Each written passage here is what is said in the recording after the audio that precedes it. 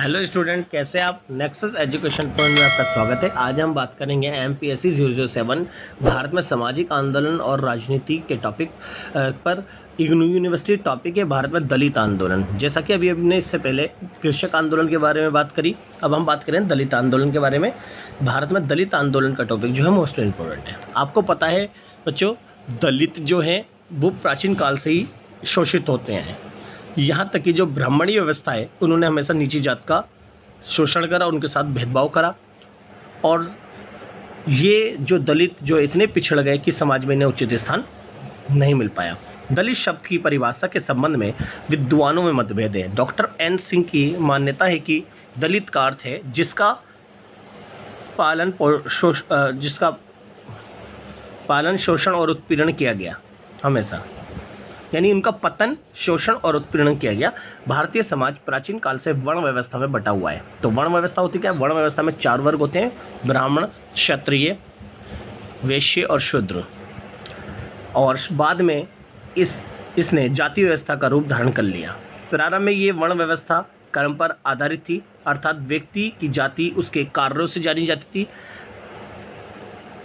और कार्य बदलने पर उसकी जाति भी बदल जाती थी। परंतु धीरे धीरे समस्याओं के साथ, समय के साथ साथ ये वर्ग व्यवस्था जन्म पर आधारित हो गई, यानी काम हट गया। अब जो व्यक्ति जिस जाति के जो काम करता है, जिसका जैसे कि बढ़ई है, बढ़ई के यहाँ पर लोहार है, लोहार के अगर कोई बच्चा हुआ है तो वो लोहार बनेगा। यानी अब जाति नहीं बदलेगी, अब जन्म किस जाति में हुआ है उस व्यक्ति का वही अब जाति कहलाई जाएगी। और इससे कठोरता आई। इस प्रक्रिया से समाज में उच्च व भिन्न जातियों में मतभेद उत्पन्न हो गया। स्वतंत्रता प्राप्ति के पश्चात इनके उत्थान के लिए विशेष प्रयत्न किए गए, जिसके लिए संसद, विधानसभा, नगर पालिका व पंचायतें, शिक्षा संस्थाओं तथा सरकारी नौकरियों में इसके लिए 15% स्थानों के आरक्षण की व्यवस्था की गई। भारत में दलित आंदोलन देखते हैं। दलित जो पिछड़े हुए थे और ब्राह्मणी व्यवस्था में जो शोषित थे, उन दलितों का उत्थान के लिए कौन कौन से आंदोलन चलाए। दलितों व अछूतों के उद्धार के लिए अनेक समाज सुधारकों जैसे राजनेताओं तथा साधु संतों ने समय समय पर आंदोलन किए। राजा राम मोहन राय ने अस्पृश्यता को दूर करने का प्रयत्न किया। स्वामी दयानंद सरस्वती ने जातीय भेदभाव को अनुचित बताया। स्वामी दयानंद ने तो उन लोगों को पुनः हिंदू समाज में लाने का प्रयास किया जो जातीय भेदभाव, उपेक्षा और तिरस्कार से तंग आकर हिंदू समाज को छोड़कर दूसरे समाज में चले गए। तो यहाँ से दलित वर्गों के सुधार के प्रयास है। पहला सुधार है का प्रयास है भारतीय दलित वर्ग सुधार समाज की स्थापना, यानी दलितों के लिए पहला एक समाज सुधार संगठन बना था, जिस भारतीय दलित वर्ग सुधार समाज 1906 में मुंबई में दलित वर्ग सुधार समाज की स्थापना की गई। और ये इन वर्गों व जातियों के लिए जीवन सुधार के प्रयत्न किए गए। तो पहला बना दिया गया भारतीय दलित वर्ग सुधार समाज, जो कि 1906 में मुंबई में बना था। गोपाल कृष्ण गोखले और लाला लजपत राय ने भी इस क्षेत्र में सराहनीय कार्य किए, जिसके लिए उन्होंने भारत सेवक समिति व जन सेवक की स्थापना की और सुधार की प्रक्रिया को तीव्र बनाया। दूसरा है जस्टिस पार्टी की स्थापना। ये भी दलितों के क्षेत्र, दलितों के उत्थान के क्षेत्र में थी। जस्टिस पार्टी जो बनी थी 1924 में बनी थी मद्रास में। इनको बनाने वाले थे श्री ई.वी. रामास्वामी नायकर ने। एक स्वामीनाथन आंदोलन चलाया, जिसका उद्देश्य गैर ब्राह्मण जातियों को ब्राह्मणों के अत्याचार से मुक्ति दिलाना है। यानी जस्टिस पार्टी ने ब्राह्मण जाति की श्रेष्ठता का विरोध किया और द्रविड़ सांस्कृतिक उत्थान के प्रयत्न किए। ये हमारे जस्टिस पार्टी की स्थापना के कार्य थे। आप बात करते हैं भीमराव अम्बेडकर जी। भीमराव अम्बेडकर ने दलितों को समाज में उचित स्थान दिलाया और साथ ही साथ में संविधान का उसको अंग भी बनाया। जैसे कि डॉक्टर भीमराव अम्बेडकर दलित वर्ग का मसीहा माना जाता है। उन्होंने दलित वर्गों के उद्धार के लिए एक आंदोलन शुरू किया।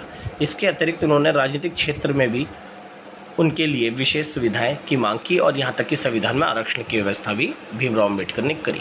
दूसरा है गांधी जी के प्रयत्न। दलितों व अछूतों के उद्धार से गांधी जी का योगदान भी बहुत ही महत्वपूर्ण व प्रभावशाली रहा है। ये गांधी जी के प्रयत्नों का ही परिणाम था कि इन दलितों को हिंदू समाज से अलग होने से बचाया जा सका। ये हमारे गांधी जी की आप बात करते हैं बहुजन समाजवादी पार्टी जी। बीएसपी की स्थापना जो थी वो दलितों के उत्थान के लिए थी। जैसे कि स्वतंत्रता प्राप्ति के बाद कांग्रेस को ही दलितों के हितों की रक्षा तथा उनका विकास करने वाला दल माना जाता था, इसलिए कांग्रेस इन्हीं वर्गों के मतों के आधार पर विजय प्राप्त करती थी आई, परंतु पिछले कुछ वर्षों से दलितों का अपना एक राजनीतिक दल बना जो बहुजन समाज पार्टी के नाम से भारतीय राजनीति में काफ़ी सक्रिय हुआ। और ये बहुजन समाजवादी पार्टी ये दलितों की पार्टी थी जिसकी स्थापना काशीराम जी ने करी थी। आज वर्तमान में इस पार्टी के अध्यक्ष मायावती जी है। तो नेक्स्ट पॉइंट है दलित विकास के लिए दी जाने वाली सुविधाएं। जो दलितों के विकास के लिए जो जो सुविधाएं दी जा रही है वो ये है, जैसा कि अनुसूचित जातियों के लिए संसद, राज्य विधान मंडल, नगर पालिका और पंचायतों में 15% स्थान आरक्षित किए गए। दूसरा, सरकारी सेवाओं में उनके लिए 15 स्थानों को आरक्षण किया गया, यानी ऊपर नगर पालिका यानी संसद विधानसभाओं में दलितों की भागीदारी बढ़ाने के लिए उनको आरक्षित की गई इनकी सीटें, और सरकारी सेवाओं में उनको सरकारी नौकरियों में आरक्षित की गई, और फिर शिक्षा संस्थाओं में भी उनको 15% आरक्षण दिया गया। नेक्स्ट है इन जातियों के विद्यार्थियों के लिए शिक्षा संस्थाओं, निःशुल्क शिक्षा, छात्रवृत्ति, छात्रावास आदि की व्यवस्था की गई। सरकार ने अनुसूचित जातियों के विद्यालयों के लिए अलग छात्रावास भी खोले हुए हैं यहाँ पर, जहाँ पर लोग ये जो दलित वर्ग है जाकर वहाँ पर दलित वर्ग के समाज के जो लोग बच्चे हैं वहाँ जाके वो एजुकेशन ले सकते हैं। उन्हें स्कॉलरशिप दी गई, निःशुल्क शिक्षा दी जाती है, किताबें, वर्दियाँ, और आपको पता ही है इन जो दलित वर्ग हैं SC ST उनको फीस में भी छूट दी जाती है, एडमिशन फीस में। नेक्स्ट है सरकार ने दलितों के लिए आवास क्षेत्र बनाए। इसके लिए उन्होंने बेघरों के लिए निःशुल्क स्थान तथा सस्ते दामों पर स्थान उपलब्ध कराए, जिन्हें घर बनाए, फ्लैट्स बना के, जैसे कि अभी मायावती ने करे थे। इन जातियों के लोगों के व्यवसाय व उद्योग धंधों के लिए विशेष केंद्रीय सहायता प्रदान की गई। तो ये जो थी ये दलितों के जो विकास के लिए जो सुविधाएं प्रदान की गई थी वो सारी सुविधाएं। तो ये दलित आंदोलन का टॉपिक है, सब बहुत अच्छे से करिएगा।